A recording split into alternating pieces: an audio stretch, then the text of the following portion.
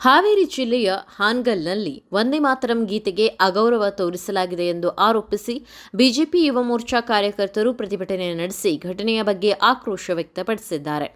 ಈ ಸಂಬಂಧ ಹಾನಗಲ್ ತಹಶೀಲ್ದಾರ್ ಮೂಲಕ ರಾಜ್ಯಪಾಲರಿಗೆ ಮನವಿ ಸಲ್ಲಿಸಿ ಘಟನೆಗೆ ಕಾರಣರಾದವರು ಕ್ಷಮೆಯಾಚಿಸಬೇಕು ಎಂದು ಆಗ್ರಹಿಸಿದ್ದಾರೆ.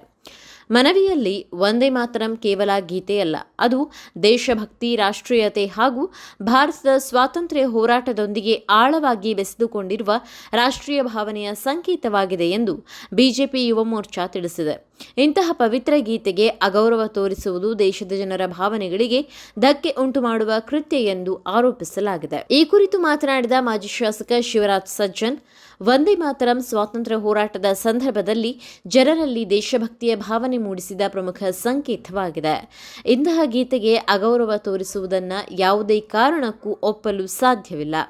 ಘಟನೆಗೆ ಸಂಬಂಧಿಸಿದವರು ದೇಶದ ಜನರ ಭಾವನೆಗಳಿಗೆ ಗೌರವ ನೀಡಿ ಕ್ಷಮೆಯಾಚಿಸಬೇಕು ಎಂದು ಒತ್ತಾಯಿಸಿದರು. ಇದೇ ವೇಳೆ ಮಾತನಾಡಿದ ಕಲ್ಯಾಣ್ ಕುಮಾರ್ ಶೆಟ್ಟರ್, ದೇಶಭಕ್ತಿ ಮತ್ತು ರಾಷ್ಟ್ರೀಯ ಗೌರವದ ವಿಚಾರದಲ್ಲಿ ಯಾವುದೇ ರಾಜಕೀಯ ಪಕ್ಷ ರಾಜಕೀಯ ಮಾಡಬಾರದು ಎಂದು ಹೇಳಿದರು.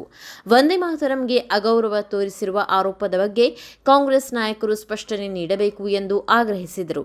ಘಟನೆಗೆ ಸಂಬಂಧಿಸಿದಂತೆ ಸೂಕ್ತ ಸ್ಪಷ್ಟನೆ ನೀಡಬೇಕು ಹಾಗೂ ರಾಷ್ಟ್ರ ಭಾವನೆಗೆ ಗೌರವ ನೀಡಬೇಕು ಎಂದು ಬಿಜೆಪಿ ಯುವ ಮೋರ್ಚಾ ಒತ್ತಾಯಿಸಿದೆ.